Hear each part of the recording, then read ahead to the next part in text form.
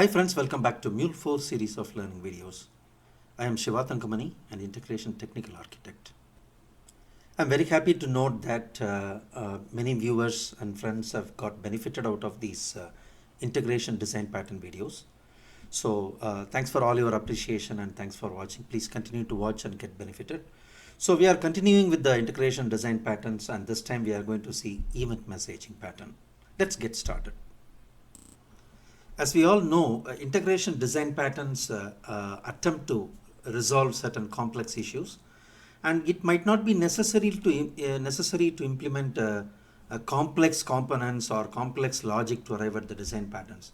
So design patterns are trying to simplify things and not complicate stuff. So we will not be using too many components and too many designs and complications, but by using some effective and existing few components, we are going to design event message patterns. Before we start seeing event messaging, let's take a look at some use case on when or what kind of problem we have when we run multiple batch processings. So normally when you are developing batch process, you will be developing multiple batch processes running at a different time. But the scenario that we are going to take a look at that have some unique use case, and let's see what this is. So assume that we have three batch process just for the demo purpose.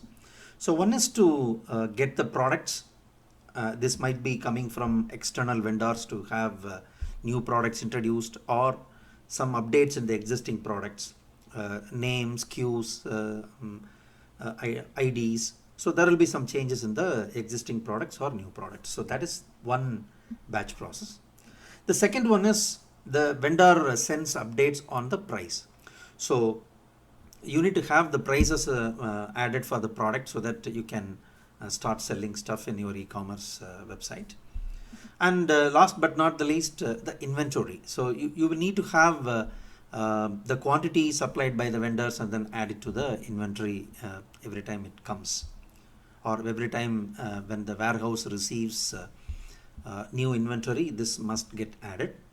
Or this will define initial inventory or minimum inventory that should have when the vendor introduces the new products. So you have three batch process: product, price, and inventory.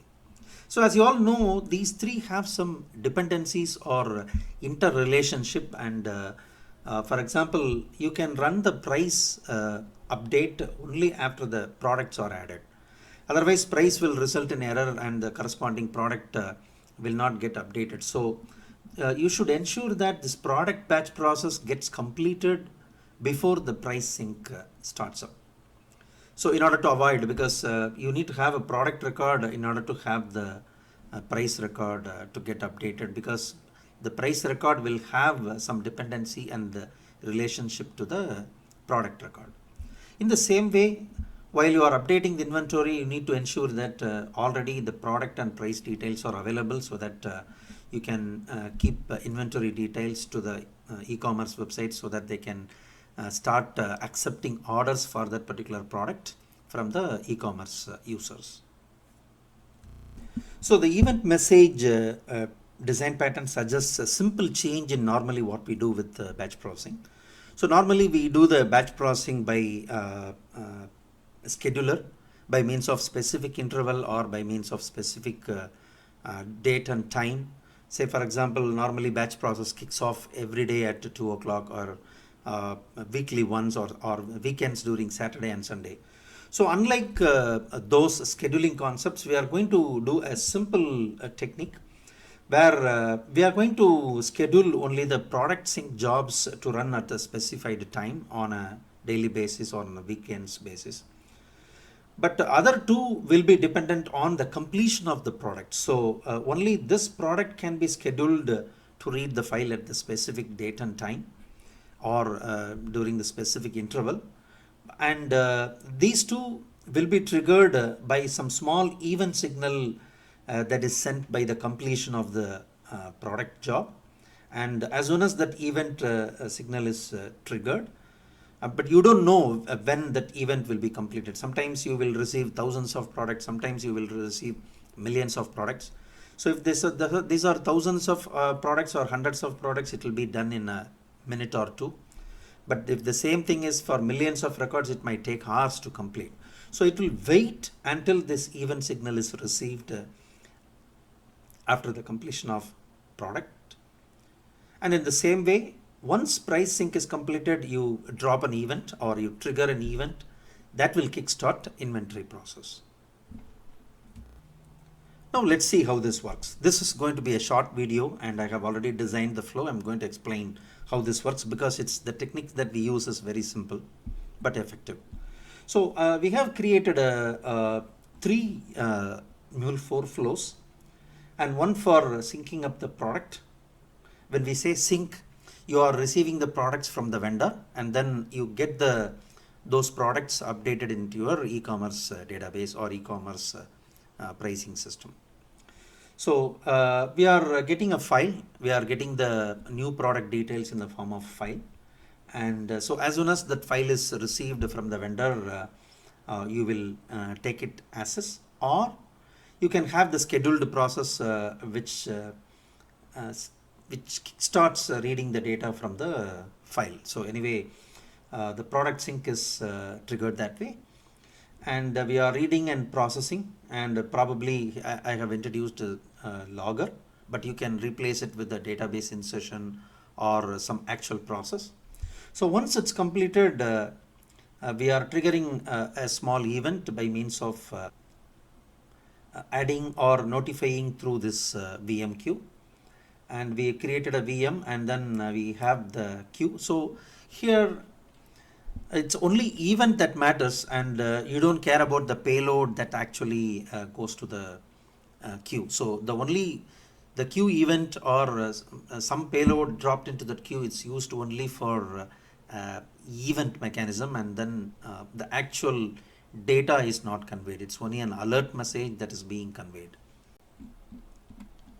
So once this product update is completed, we are sending an alert message to the product completed queue, and there is immediately the listener listening on the product complete queue, and it's not done based on the scheduler, and it's strictly based on the event that is triggered via this queue. So here we have a product completed queue, which is the same as the previous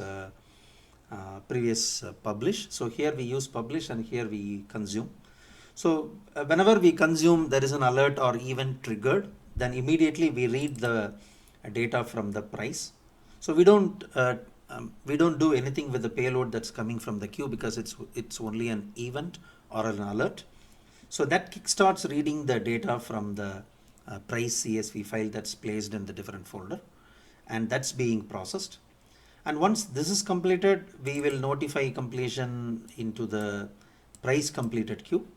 And as you could anticipate it, there is a third flow that listens to the same queue which says price completed, so that the inventory sync can start by reading the inventory CSV file and then processing it. So it's very simple, and I mean it's just a way in which how we design to achieve the specific use case, and there is no complexity involved in it. It's very straightforward. Let's run this and then see how it works. So I've restarted the application, it's up and running, and we have created a folder structure this way. So one for product, to have the product details in place, and then we have price details and inventory details here. So this is how folder structure is arranged in the order of 1, 2, 3, which are product, price and inventory. So it's running, and let's copy this product CSV to process, and let's copy it in the product folder to kick off this the whole chain of events. So you can see here they are completed, and the extremely important aspect here is to have these batch jobs running in the specific sequence, like 01, 02 followed by 03, and this order will never change because they are connected, it's like a chain, they are connected via events. So this is very pretty simple. So so what happens is there is an issue, or the complexity occurs only when there is a problem, and due to some reason only part of the job chain is completed and say, for example, inventory is not started due to some reasons, or the previous batch process failed due to some unexpected error. So in that case, you need to be prepared to have ops teams, operations team, or customer support team to be ready to start the specific batch process, because we can't wait until the next day or when the particular inventory job to be kick-started. So there is a way for that, which we can manually design the HTTP event, so which you can see here. So we have created a HTTP listener, which is a REST API, which can be handy while we want to run any particular event manually. So what we have done here is, instead of a batch or scheduled process, we are introducing a REST API where there is a HTTP listener called trigger. I have created this resource path. And so what we are doing here is we are having a manual running of this REST API to indicate or to drop something or to signal some event for the specific queue, which we are specifying in the name of a query parameter queue name. So once this query parameter is specified, and then when we trigger this, the specific event get kick-started. Let's see how it works. So I'm going to run this HTTP API here. You can see here it says localhost trigger, and we have this queue name that says product completed, or we can say now we will change it to price completed. So when we have this, so we have now manually triggered price completed event. So if everything goes well, the inventory sync should have been started. So you can see here there is a log that says manually triggering the event price completed. So as a result, only the inventory job got completed, and without any other jobs. So this can come handy, because this is very much important to make this batch processing fail safe, so that you can manually run some specific event, so that you don't need to wait until this event occurs next time.